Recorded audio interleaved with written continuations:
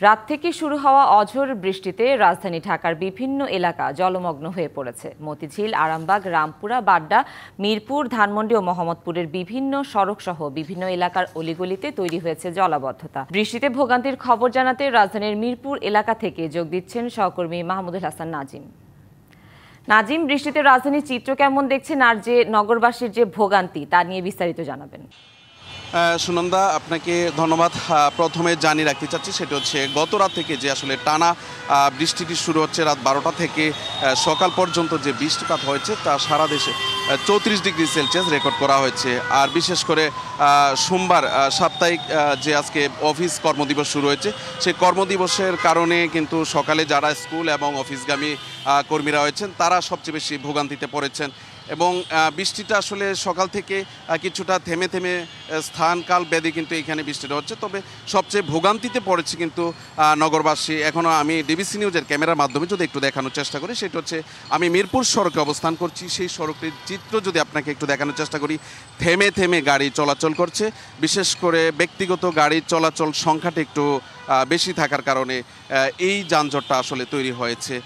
পাশাপাশি আমরা দেখি স্কুলগামী এবং যে আসলে জরুরি সেবা নিতে আসা অ্যাম্বুলেন্স সহ যা রয়েছে সেটি কিছুটা ধীরগতি থাকার কারণে অনেকটা ভোগান্তি এবং হয়রানি হয়েছে। আর বৃষ্টি আগামী কয়েকদিনের মধ্যে কমে আসবে সেটিও বলেছে আবহাওয়া অফিস। পাশাপাশি আজ সারা দেশে কিন্তু সর্বোচ্চ 114 মিলিমিটার বৃষ্টিপাত রেকর্ড করা হয়েছে ফেনীতে।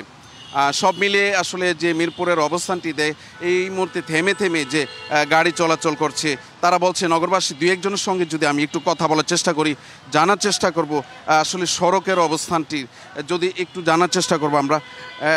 আপনি এখন কোথায় যাবেন এবং সকাল থেকে রাজধানী নগরীর অবস্থা কেমন দেখছেন? খুবই খারাপ অবস্থা, বৃষ্টি রাস্তাঘাট তো ডুবে রয়েছে।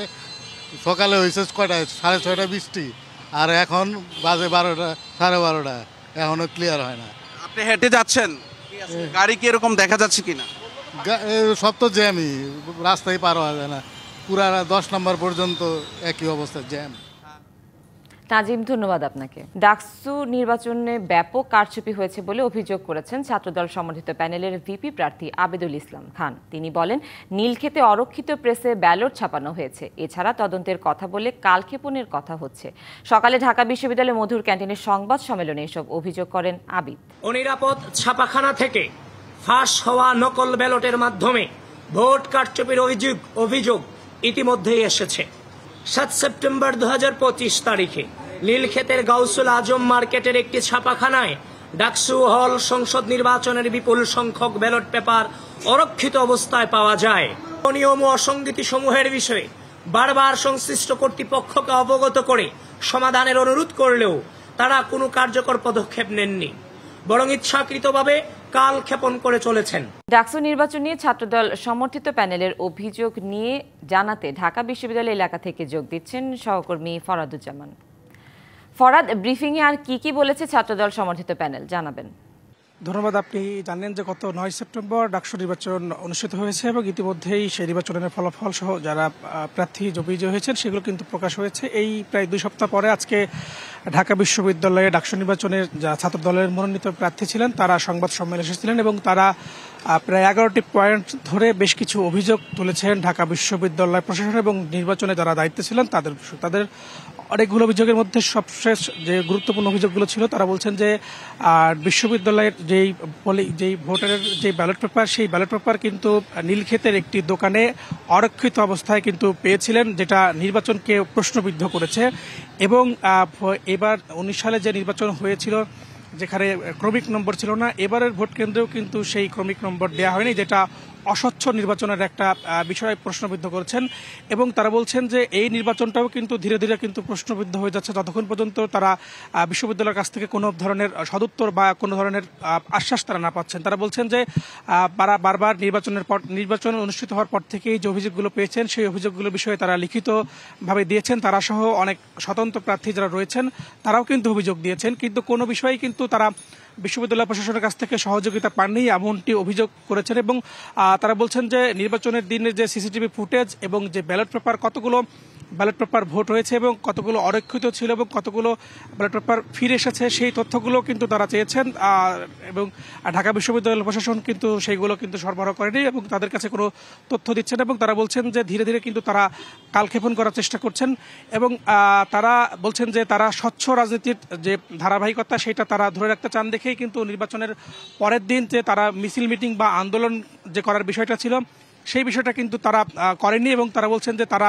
স্বচ্ছ রাজনীতি করবেন এবং পরবর্তী বিষয়ে তারা পদক্ষেপ নেবেন যদি কোনো বিষয় তারা দেখতে পান যে যদি বিশ্ববিদ্যালয় প্রশাসন যদি কোনো পদক্ষেপ না নেয় তাহলে কিন্তু তারা হয়তো এটা নিয়ে হয়তো তারা আদালতে বা যে কোনো বিষয় কিন্তু তারা করতে পারেন।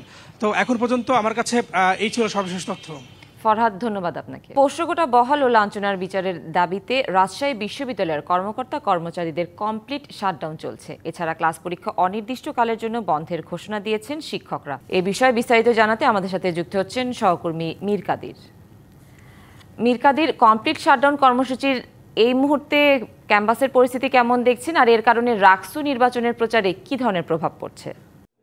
সুনন্দা, আমি এই মুহূর্তে আছি বিশ্ববিদ্যালয়ের প্যারিস রোডে। এখানে কিন্তু বিশ্ববিদ্যালয়ের শিক্ষক, কর্মকর্তা, কর্মচারীরা তারা কিন্তু এখানে মানববন্ধন কর্মসূচি পালন করছেন। আপনি দেখতে পাচ্ছেন শিক্ষকরা যেটি বলছেন যে গত পরশুদিন যে শিক্ষকদের সাথে যে হাতাহাতির ঘটনা ঘটেছে এই ঘটনার তারা একটা সুষ্ঠু বিচার তারা তারা যেটি বলছেন যে যারা এই ঘটনায় জড়িত ছিল শিক্ষকদের উপর হামলায়, তারা বলছেন শিক্ষকদের উপর হামলা হয়েছে এবং এই ঘটনায় যারা জড়িত ছিল তাদের তারা শাস্তির দাবি করেন। একই সাথে তারা যাদের রাকসুতে অংশগ্রহণ না করতে পারে এই দাবিও তারা জানিয়েছেন এবং তারা বলছেন যে জড়িতদেরকে চিহ্নিত করে অবশ্যই স্থায়ী বহিষ্কার করার তারা দাবি জানাচ্ছেন।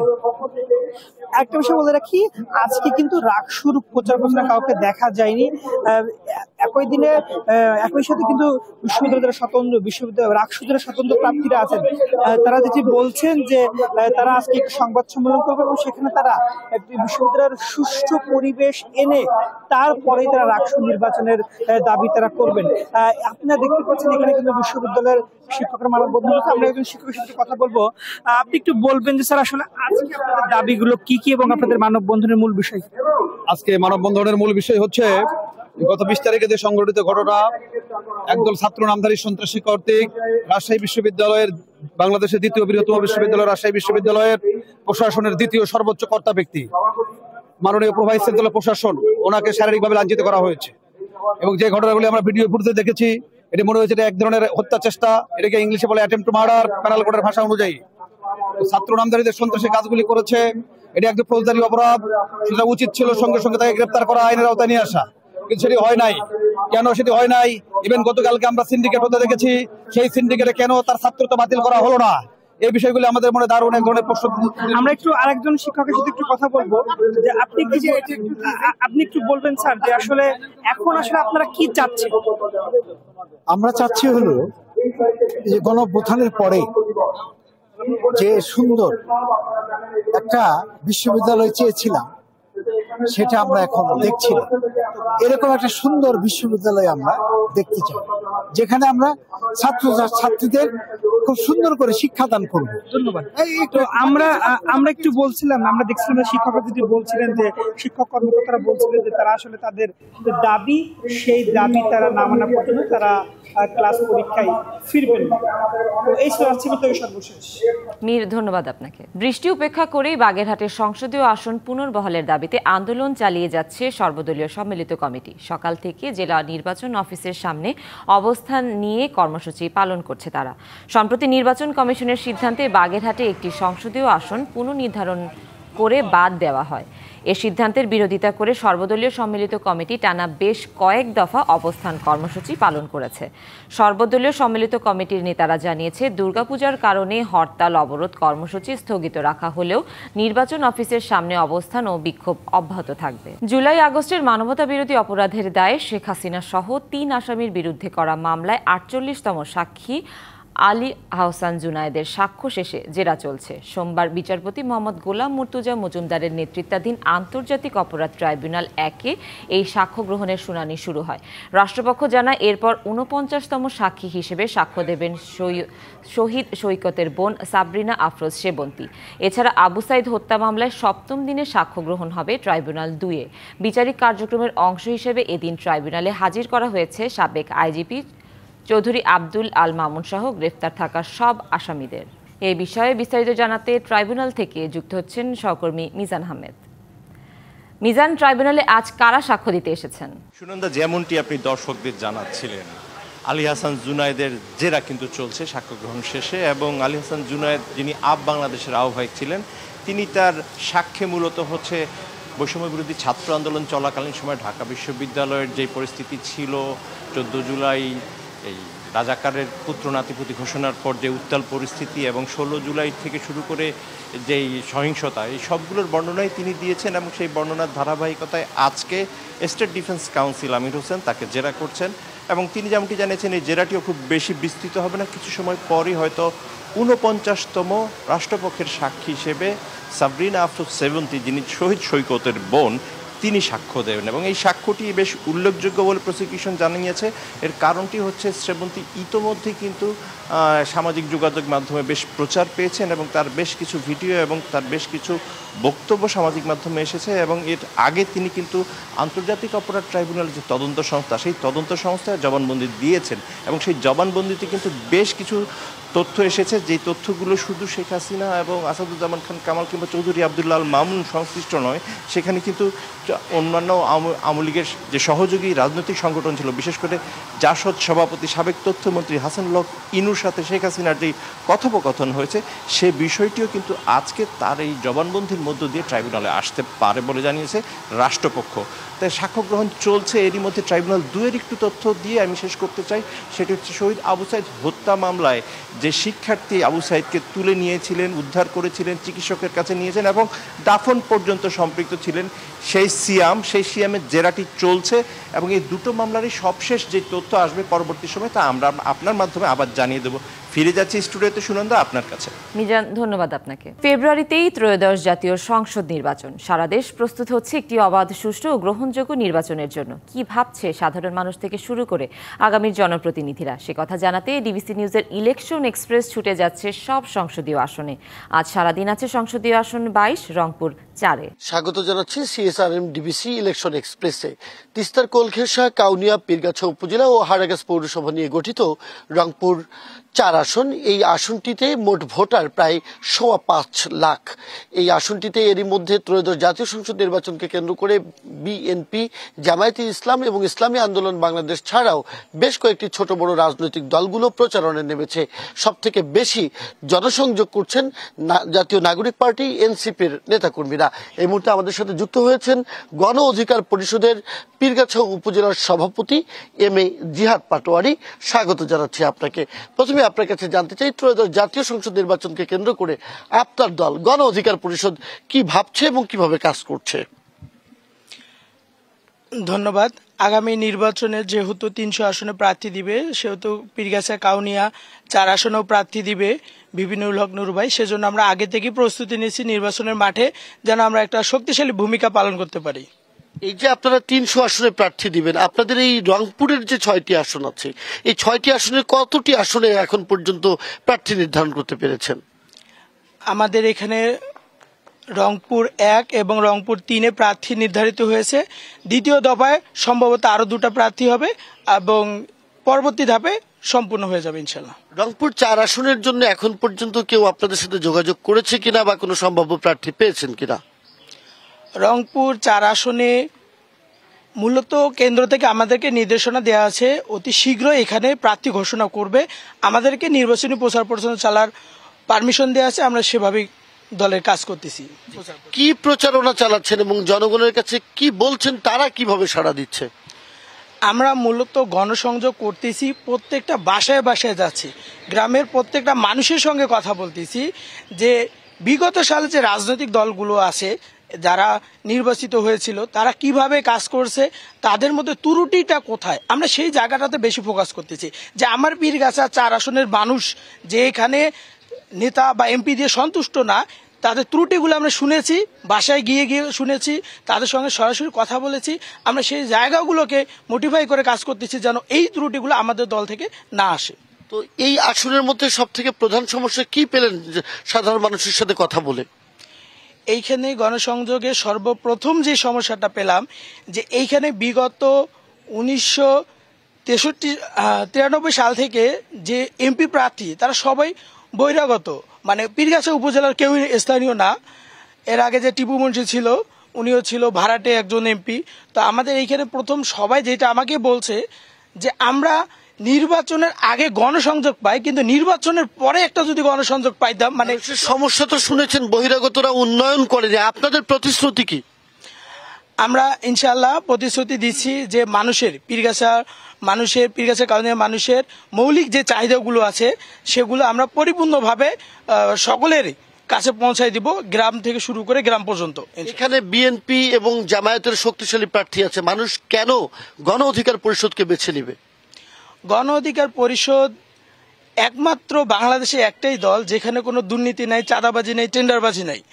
আর আপনি যাদের কথা বললেন এদের নিউজ এখন জনগণের সকলের কাছে, সুতরাং তারা চায় এমন একটা দল যে দলের উপর তারা ভরসা করতে পারবে, একদম দুর্নীতিমুক্ত একটা দল। আপনাদের নেতাকে তো মানুষ ব্যঙ্গ করে নানা নামে ডাকে এবং বিকাশে টাকা নেওয়ার অভিযোগ, তাহলে আপনি অন্য দলের দায় চাপাচ্ছেন কেন? আপনার দলের নেতা সম্পর্কে কি বলবেন, সংক্ষেপে বলবেন? ভিপি নুরুল হক নূর একটা সবচাইতে যোগ্য নেতা, এখন ওনার কোনো ত্রুটি নাই বিধায় বিকাশে লেনদেন সবাই করে, এটা একটা মাধ্যম। তো এখন আমাদের কোনো অপরাধ পাচ্ছে না বিধায় ওনারা এই কথাটা বলে। অনেক ধন্যবাদ। আমরা জানি যে আসলে এই আসরে বিশেষ করে তিস্তা অনেক বড় একটি সমস্যা এবং বিগত দিনে এখানে বাণিজ্য মন্ত্রী টিপু মুন্সি ছিলেন, উন্নয়ন বঞ্চনা নিয়ে নানা অভিযোগ রয়েছে। অনেক ধন্যবাদ আমাদেরকে সময় দেওয়ার জন্য। সিএসআরএম ডিবিসি ইলেকশন এক্সপ্রেস এরপর বেলা 2টার সংবাদে যুক্ত হবে ইসলামী আন্দোলন বাংলাদেশের সাথে, জানবে এই আসনের নির্বাচনকে কেন্দ্র করে তাদের দলের প্রতিশ্রুতির কথা। থাকুন সিএসআরএম ডিবিসি ইলেকশন এক্সপ্রেসের সাথে। ঢাকার ধামরাইয়ে গাছের সাথে ধাক্কা লেগে পিকআপ ভ্যান পুকুরে পড়ে চালক সহ 2 জন নিহত হয়েছেন, আহত হয়েছেন আরো 2 জন। গতরাত 1:30টার দিকে উপজেলা পাড়াগ্রাম ধানতারা আঞ্চলিক সড়কের কান্দাপোটল এলাকায় এই দুর্ঘটনা ঘটে। পিকআপটি গাছের সাথে ধাক্কা লেগে পুকুরে পড়ে গেলে ঘটনাস্থলেই 2 জনের মৃত্যু হয়। এরা হলেন মনির হোসেন এবং মোহাম্মদ মনির। খবর পেয়ে ধামরাই ফায়ার সার্ভিসের সদস্যরা ঘটনাস্থলে পৌঁছে উদ্ধার কাজ চালান। আহত 2 জনকে পাঠানো হয় ধামরাই উপজেলা স্বাস্থ্য কমপ্লেক্সে। সাবেক প্রেসিডেন্ট জেইর বলসোনারোকে অ্যামনেস্টি বা সাধারণ ক্ষমা না দেওয়ার দাবিতে বিক্ষোভে উত্তাল ব্রাজিল। স্থানীয় সময় রবিবার Rio de Janeiro, Sao Paulo এবং ব্রাসিলিয়া সহ অন্তত 22টি অঙ্গরাজ্যে বিক্ষোভে অংশ নেয় লাখো মানুষ। নো অ্যামনেস্টি স্লোগানে মুখরিত এই আন্দোলনে অংশ নেন শিল্পী, শিক্ষার্থী ও অধিকার কর্মীরা। আরও ছিলেন গিলবার্টো জিল ও চিকো বুয়ার্কের মতো খ্যাতনামা শিল্পীরা। রিওর কোপাকাবানা সৈকতে প্রায় 40,000 মানুষের সামনে পরিবেশনায় অংশ নেন কণ্ঠশিল্পী কাইতানো ভেলাসো। বিক্ষোভকারীরা সংসদ সদস্যদের দায়মুক্তি নিশ্চিত করতে শিল্ড বিল ও 2023 সালের 8ই জানুয়ারির ব্যর্থ অভ্যুত্থানে জড়িতদের জন্য প্রস্তাবিত সাধারণ ক্ষমা বিলের বিরোধিতা করেন। এই অভ্যুত্থানে জড়িত থাকার অভিযোগে সাবেক প্রেসিডেন্ট জেইর বলসোনারোকে সম্প্রতি 27 বছরের কারাদণ্ডে দণ্ডিত হন। সোশ্যাল মিডিয়াতেও চলছে প্রতিবাদের ঝড়। 108 বছর পর নিজের অবস্থান থেকে সরে ফিলিস্তিনকে স্বাধীন রাষ্ট্রের স্বীকৃতি দিয়েছে যুক্তরাজ্য, স্বীকৃতি দিয়েছে কানাডার মতো প্রভাবশালী দেশও। এই স্বীকৃতিতে হয়তো দৃশ্যপট বদলাতে শুরু করবে, তবে এটা কার্যকর হতে ইসরায়েলের সদিচ্ছা জরুরি বলে মনে করছেন বিশ্ব রাজনীতির বিশ্লেষকরা। তারা বলছেন কাগজে স্বীকৃতি আর তা কার্যকর এক বিষয় নয়। 1917 সালের 2রা নভেম্বর প্রথম বিশ্বযুদ্ধের পর যুক্তরাজ্যের পররাষ্ট্রমন্ত্রী আর্থার বেলফোর একটি ঘোষণাপত্রে ফিলিস্তিনি ইহুদিদের জন্য একটি জাতীয় আবাস প্রতিষ্ঠার সমর্থন জানান। সংবাদ এই ছিল এখনকার মতো। ডিবিসি নিউজের সংবাদগুলো পড়তে ভিজিট করুন dbcnews.tv আর ভিজিট করুন ডিবিসি নিউজের ফেসবুক পেজ এবং ইউটিউব চ্যানেল। সাথেই থাকুন।